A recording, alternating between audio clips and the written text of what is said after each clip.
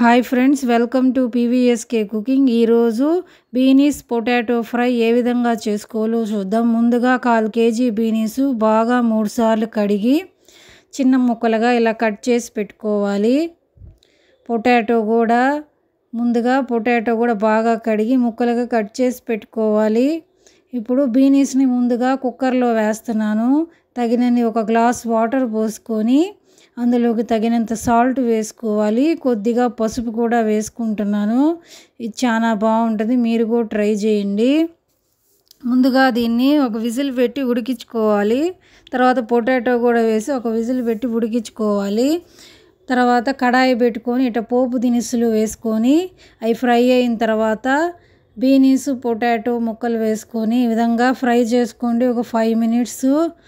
అందులోకి శనగలు, ఎండుమిరపకాయలు, ఒక 2 ఎండుమిరపకాయలు, శనగలు వేసి మిక్సీ పట్టుకొని ఆ పొడిని ఇందులో వేసాను. చాలా బాగుంటుంది, మీరు కూడా ట్రై చేయండి. సింపుల్గా అయిపోతుంది. ఈ వీడియో నచ్చితే పీవీఎస్కే కుకింగ్కి లైక్ కొట్టండి, సబ్స్క్రైబ్ చేయండి.